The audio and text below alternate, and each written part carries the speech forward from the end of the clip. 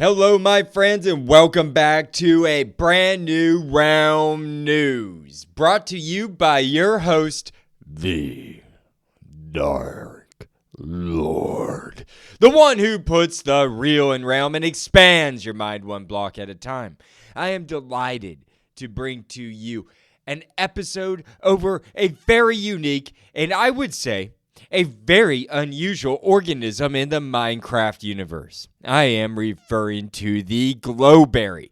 If you have ever found yourself inside of a lush cave, then the stark bright orange glow floating in the air, hanging down in a multitude of strings may have caught your attention. The glowberries are a striking display of illumination. I asked myself, do these exist on Earth? Was Minecraft or Mojang inspired by some sort of plant that is found in real life? I wanted to know, so I decided to do a little research of my own and scoured the vast information superhighway called the internet. I did not find the real-world glowberry, but I was stunned to find a berry that belongs to a plant called Pollia condensata, otherwise known as the marbleberry, and it is simply beautiful. Today, I will be presenting to you the real-world marbleberry, where I will tell you all about it. After we exit the real segment, I will take you into the realm where we will visit our own lush cave and examine glowberries for ourselves. This, of course, will all come after our beloved poll time. I hope you are ready to go spelunking for glowberries. Bring a helmet. You don't want to hit your head on something.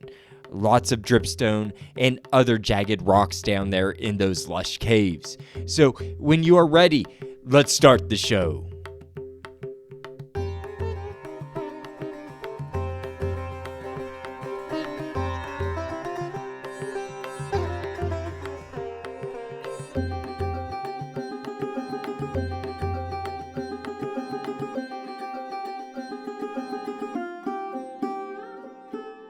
It's poll time! That is right. It is poll time, my friends, where I bring the Minecraft community's feedback to your earbuds. Every week, I write a new question on Realm News' Reddit page and I attach a poll to it. I then distribute it amongst other big-time Minecraft subreddits and collect information from the poll along with the comments to report back to you. This is the question that I asked this week. Quote, my friends, the Spring 2025 Minecraft live event just aired and we learned about the amazing vibrant visuals and the dried/happy Ghast. I love the vibrant visuals, but I want to know what you think about the dried/happy Ghast. Do you like it? How does this change theories that encompass the Ghast? It was originally meant to guard Overworld ruined nether portals, but Mojang pushed them into the nether instead. Well, they have returned to their happy place, and this makes me personally happy too. I am excited to ride them like a blimp with my friends. Do you like the happy Ghast? Let me know. End quote. We got a good turnout for this poll, folks. It received a total of 62 votes and around 30 comments. It is a really popular topic amongst Minecraft players around the world right now. We are all anticipating their official release into Minecraft Vanilla, but people have been playing with them in the experimental mode that is out right now. I have only heard good things about them. Let's move on to the results before I read off some comments. I shall start with the overwhelming winner of the poll, with a total of 55 votes. I am happy to announce that people are really looking forward to the dry Ghast and happy Ghast coming to the game. I forgot to mention the Ghastling in the poll. My bad, I'm sorry. Because I simply was not thinking about it. The Ghastling to me is just a very temporary stage of development that it goes through before turning into an adult happy Ghast.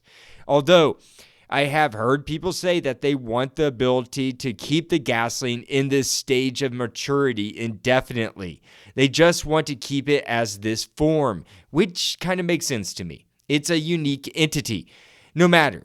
The people have spoken and they are ecstatic for the happy Ghast. The losing group, which is the no group, only had 7 votes out of the 62 total. That translates into 11% of the votes. not a big amount, and perhaps those people were expecting something totally different than what we received during that spring live event. Who knows? It is tough to speculate why someone would not welcome in a new mob regardless of what it is. Personally, I appreciate everything that Mojang adds to our gaming experience, whether that be big or small, because I have only paid for this game once, and that was a couple years ago when I got back into it, and I haven't had to pay another dime since. So, to me, everything the developers add to the game is bonus content. I'll leave it there. Now, I would like to move on to some comments that were written in response to the poll. I shall start with a familiar name and a repeating guest to Realm News, Nightstake, who says, quote, I think they're really cool, but I just wish they didn't update the Ghast model to look so detailed. It looks like they pulled it from a resource pack, LOL, end quote. I said that it does look a bit resource packed, but that I love them. I think it is going to be very cool and practical to be able to ride on top of this blimp like a creature. My only complaint about was the whole get up with the helmet and goggles. I think it looked a little too outlandish. Maybe it could be toned down a wee bit. Anyways. And 4 people can ride on them at once, which is amazing to me. That's what really gets to me. I love that. I know people are already excited to use them for combat, I've seen, for aerial assault vehicles and for transportation, which would be exciting. Myself, I'm excited to glide around my extensive kingdom and view it from the sky. Nightstake, my friend, it is always a pleasure to have a comment from you. I am sure I will talk to you soon. I would like to read off the next comment from Big Into Science, who has a top 1% commenter achievement badge, which is really cool. They say, quote, not really sure. The flying multi-passenger building enabled mount is cool, but I don't know how I feel about it being a Ghast. I don't hate it, but I would probably have made it a distant relative of Ghast. Though I am abruptly finding myself with no clue where in my zoo I'm going to put one of these things. The nether area doesn't really have space for another Ghast-sized enclosure. I've always just figured that Ghast are some kind of weird nether-adapted Cnidarian or maybe a squid thing. They're not actually undead mobs despite the looks, and Minecraft having corals mean the coral relatives like jellyfish are theoretically possible, end quote. First off, that is cool that you have a zoo, and a zoo with a Ghast already in it. Where do I purchase my ticket? Secondly, what is a Cnidarian, you may be wondering? Well, don't worry because I looked it up. The Oxford Dictionary says, quote, an aquatic invertebrate, animal of the phylum Cnidaria, which comprises the coelenterats. Sorry, I probably butchered saying that, but that's all different language to me, end quote. Otherwise, jellyfish as an example. These are jellyfish type creatures. There, now we know what a Cnidaria is. That is an interesting thought when they mention that they would have preferred for it to be a distant cousin to the Ghast and not another version or variant of the original Nether Ghast. I personally enjoy that they chose the dry and happy Ghast concept as it is. I think it will be perfect for flying around the overworld. Honestly, I think it will be more enjoyable than Elytra. It will at least be more of a cruise ride than a jet flight. However, the jellyfish hypothesis is quite compelling and intriguing to me. Thank you, Big Into Science, for that comment and science lesson, friend. I look forward to future comments from you. Let's read off a couple more. I have one from Silver Spark 422 who says, quote, looks fun. I wish they could breathe fire, but I understand why that would be a bit overkill. Still, absolutely adorable, end quote. Adorable indeed, once they are hydrated, I may add. The dried up Ghast looks a little withered, like a little withered up raisin, sitting alone and sad amongst a pile of bones in the nether hellscape. Poor guy. But once you free him from said hellscape by bringing it to the overworld and giving it a nice long bath, it will then hydrate into a gasling over a little bit of time, with a little smile on its face before morphing later into an adult happy Ghast. Also, I agree that would be so cool if it could shoot out fireballs. But I think you are right. It would probably be just a little overkill. Now let's read off one last comment from Mr. Cool Cat Gaming. Quote, really like it.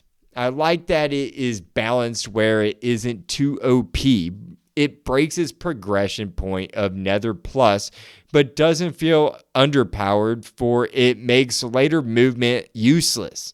Although that is just elytra, which is just so convenient. It also seems strong enough it will be useful even with a elytra, especially since it isn't just movement. It makes building easier too, something even the elytra doesn't do in that way. End quote. Okay. Not quite sure what they meant by strong. It'll be strong enough to be useful even with elytra, but maybe you can launch off it like with your elytra wings. That's cool. I never thought about that. Maybe that's what they meant. But great comment. I agree. It isn't that overpowered. It has a series of progressive stages at how you raise it that it goes through. And it will be so convenient for building super tall or wildly unique sky structures. I can't wait. They are correct in stating that elytra is not capable of allowing us to build with that. While we're flying with elytra, it's just impossible. You can't lay down blocks.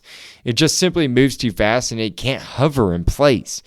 All good points you made, my friend, and I look forward to hearing more comments from you in the future, Mr. Cool Cat Gaming. With that said, folks, that wraps up what I have today over Pull Time. I urge you all to go to bio.link/Realm News and click on the Realm News Reddit link and join in on one of these awesome polls I put out there weekly. I hope to see you all there. Now that we have completed Pull Time, let's move on to the real portion of the show, to something called Marble Berries.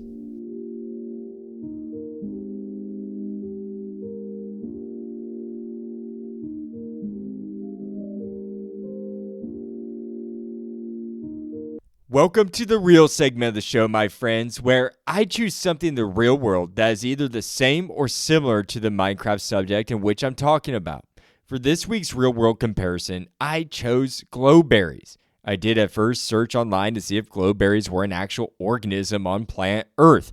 I mean, you never know. There are all sorts of flora and fauna that I am not aware of. But this turns out to be a fictional berry, the glowberry that is. So, I found something that was similar, or at least in my opinion, something that is equally, if not more stunning than the Minecraft glowberry. Because it's real. I am referring to something called Pollia condensata, or the marble berry. The marble berry is a stunningly beautiful, very tiny, hard-skinned berry and is a fruit. It is tinier than a blueberry. They possess a mesmerizing bluish metallic hue that has a pixelated look to it. And that word pixelated is not my description, folks. I borrowed that adjective from many articles that described it that way. I thought that was a cool descriptor for a real-life organism and very appropriate for a Minecraft show. I must say that it is very pixelated. Just by looking at the pictures, spot on adjective. You will have to look at the photos on Realm News' Patreon and see for yourself. They are beautiful. I posted up there with a little description and everything. To further describe this plant, allow me to quote from iNaturalist.com. Quote, it has large, smooth, narrow leaves and pale pink or whitish flowers on a stem about 60 centimeters high. The fruit capsule is about 4 millimeters in diameter, end quote. It's just a super tiny berry, as I mentioned. I thought it was fascinating to read about the pale pink or whitish flowers. I wasn't able to find any photos of the flowers that accompany the berry. It is overall a very beautiful plant though. But I just have to tell you, it has no nutritional value whatsoever. Just straight up doesn't. All the articles I read, just none. So don't eat it. It didn't say it was poisonous. It just says no nutritional value. It maintains its beauty in order to attract birds that want to decorate their nest with it. This is how the marbleberry spreads its seeds that are stored in the lovely looking berries. Now moving on, the marbleberry has a very unique property to it. How the light reflects off of it makes it glisten in such a unique way. It does not look like nature created it, if that makes sense. It almost looks alien. This to me looks like something that would possess magical properties if it was in a video game. The vibrant blue hue that this berry possesses is all thanks to something called structural coloration and not from pigmentation like our skin. Also, something called constructive interference is responsible for the bright coloration as well. This is the process of light becoming modified while passing through the helicoid cells and becoming more intensified as it leaves the berry and is captured by our eyeballs and being transmitted into our brainstem. To put it another way, the cells are coiled and stacked on top of each other in a series of layers that force light to pass through the cells and bounce back to you in a very unique way. This unique way of how the light is reflected back is what gives a marbleberry its beautiful hue and sheen, if I'm making any sense at all. Not only is this an attractive color, but it is the most reflective organism on the planet. Its reflectivity is 30% to that of silver glass. And that is just impressive. Like, think of a mirror, I believe is what they're pretty much saying, silver glass. And wow, that's just amazing to me. It outreflects the morpho butterfly and the scarab beetle, according to this article that I found by Joyce. To me, which will be in the show description link. To me, it makes sense to why they would compare it to butterfly wings or a scarab. If you have ever seen one in person, then you would understand just how reflective some species of butterfly wings can be. And scarab beetles also have an odd oil slick look of hue on its shell, if you've ever seen one. They reflect light in a very interesting fashion. They kind of resemble the iridescent colors that peacock feathers have when it comes to the sheen it produces. These are all great examples of reflective organisms. Anyways, I thought that was extremely fascinating to learn, and that this berry is the most reflective organism on Earth. And that's all thanks to the structural coloration in the helicoid cells that compose it. Scientists use a fancy word helicoid to describe coils, but it's more like, it looks like a screw type spiral. If you ever looked at a screw that you put into furniture, that's what it resembles. I looked at a picture, or a diagram, I should say. Let's discuss where the marbleberry can be found in the world now. The site iNaturalist goes on to say that the marbleberry was first reported in the African nation of Angola, and it can be found around southern Africa. I looked into this berry further, and I was quite shocked that I could not find anything more interesting about it other than its amazing reflectivity and color.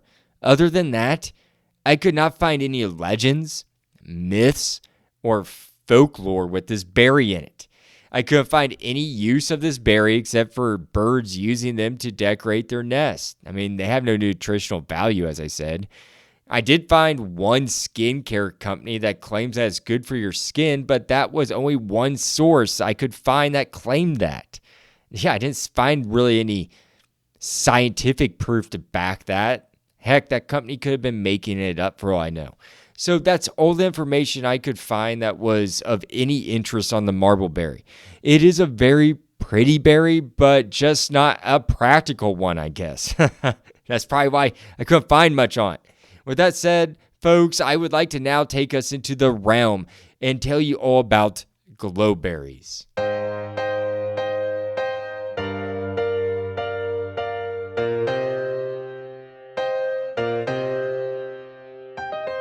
Welcome to the realm, my friends. We are in my town called Caspia, which is situated directly on top of a lush cave. I chose this location because of its unique geography. It is simply a beautiful location. The town is on a beach that is nestled between the Caspian Sea and a great forest that has large mushrooms residing within it. There is a natural pond in the town, drip leaves, and a couple of azalea shrubs. I'm a fan of the azalea trees as well, and so that really convinced me to start a settlement there. At the time, this was the frontier of my empire, at least on one side of it. As I established a colony in this wild place, I would walk around and explore a little more each day. I noticed that part of the ocean would drain into an unknown place near the embankment of the town. So I went to go see where it went, where it funneled or descended into. As I descended down into this hole that served as a drain, I noticed that it opened up into a large cave, a lush cave to be precise. This was my second, perhaps third lush cave that I had discovered, but the first that I have ever built a town upon. I still think it's wildly cool.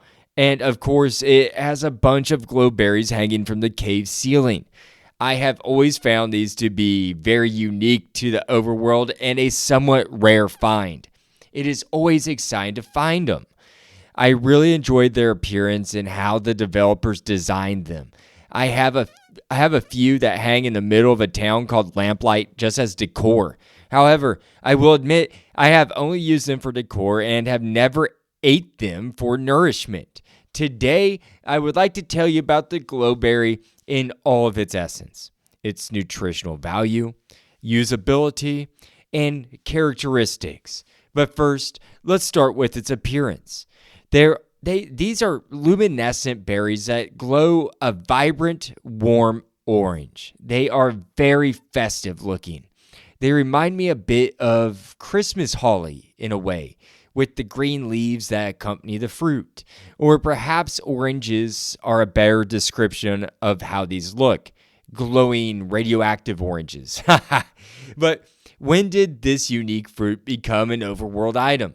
Let me tell you the history of this fruit. The glowberry was first introduced to us in a video during the 2020 Minecraft Live event. I went ahead and watched the scene from that year, where Agnes Larson, the Minecraft game director, presented to the world the lush cave biome that was part of the Java 1.17 update, known as Caves and Cliffs Part 1. The glowberries officially released in Snapshot 21W05A on February 3rd, 2021. I am sure that was an exciting day for the Minecraft community. Along with the glowberries, the drip leaf, spore blossoms, and azaleas were added as well. Also, the glow squid won the mob vote that year with 52.7% of the votes, beating out the Iceologer and the Moo Bloom. I would still love to see the Iceologer and Moo Bloom become verified mobs in the overworld. I want to see them official. They're so much fun. When I was watching that video, and that was really the first time I learned about them firsthand, was watching that video. So I really loved the animation that they had for that 2020 event. And man, the Iceologer looks really fun. They both look fun. The Iceologer and Moo Bloom, just bring them into the game, please. I think you would satisfy a lot of people. Moving on, the glowberry was part of an enormous update that year, and I can only imagine the excitement that came with it. As I mentioned, glowberries can be found in lush cave biomes. You will find them growing on cave ceilings, and you can use any tool to break them for collection. Not all cave vines will produce glowberries though, but don't worry, you will find them. If you break the fruitless vines, then you will not get any berries, of course. You'll just get regular vines. But if you have glowberries on those vines, you will collect them when you break the vine. The cave vine grows a new section of vine every 11.37 minutes. Each newly grown vine only has an 11% chance of growing glowberries. A vine can grow to a max length of 25 blocks long, or until the glowberry vine reaches the bottom of the cave or whatever surface is underneath it. Unfortunately, using bone meal on the cave vine will not speed up its growth. This makes it much different in comparison to similar plants like kelp, twisting vines, and weeping vines. Moving on. If you are having a hard time locating a lush cave biome, then allow me to tell you other places that glowberries can be found as loot. There's a 38.7% chance of finding around 3 to 6 glowberries in a chest in a mine shaft. 23.2% chance that an ancient city chest will contain anywhere from 1 to 15 of these berries, or a 37.3% chance that a trial chamber supply chest will contain anywhere from 2 to 10 glowberries. So at least you have a few options where you can go find them. I know that it can become frustrating at times to find a specific item. I just want to say, don't give up. I'm positive that you'll find a lush cave biome or one of the 3 other places that I just mentioned that as loot. Also, it's worth mentioning for when you do come across when you come across a horde of glowberries or just so many of them, that I should tell you that these are stackable, and they're stackable up to 64 per stack. So pick away, my friends. I would like to now briefly tell you what you can do with the glowberry. The vines with the berries are very useful as a light source. These berries will emit a light level of 14. To provide a comparison, the Overworld sun has a light level of the max 15. Also, glowberries have a 30% chance of raising the composter up 1 level. Plus, the cave vines, with or without the berries, are climbable, and you can attach them underneath most blocks, which can be a great substitute for a ladder if you are bored with that old-fashioned way of climbing up and down vertical walls. Something I always forget when thinking about the glowberry is that you can actually eat them. Honestly, I don't think I've ever sampled one in Minecraft. If you do, the glowberry will increase your health by 2 hunger points in Java and Bedrock. The saturation it provides is different depending on what version you are playing on, being Java or Bedrock. For Java, it will increase your saturation by 0.4. For Bedrock players, we get so much more saturation. A total of 1.2. That's a 0.8 increase from Java. I want to conclude the show with this fun fact, one that I did not know or would have ever thought about until now. The glowberry is used to breed foxes. Feed one glowberry to each adult fox and they will breed a baby fox. You can then use your extra glowberries to speed up the baby fox's growth into adulthood. Each time you feed the baby fox a glowberry, it will speed its growth up by 10%. So 10 glowberries will make your baby fox an adult fox. I thought that was a really fun fact, and I will have to try that out. I've never bred foxes before. I love foxes in real life.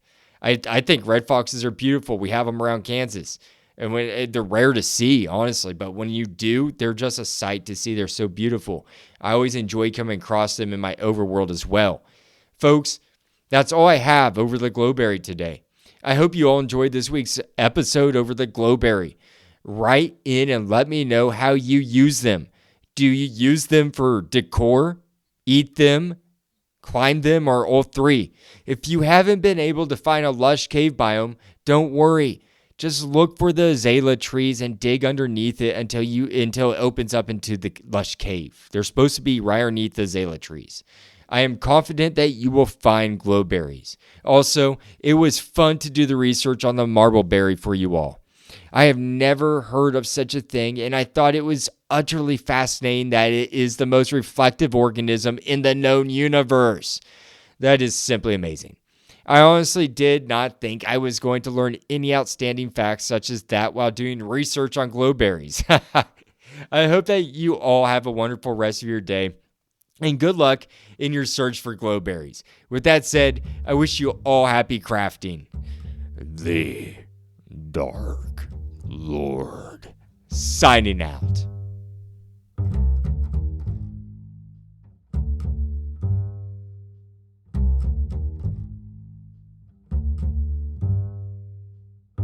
Hey, Realm News fans, it's your host, the Dark Lord, the one who puts the real in Realm and expands your mind one block at a time.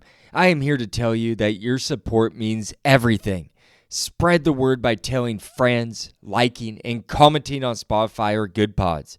Find me on X, Blue Sky, Reddit, or via email at bio.link/realmnews.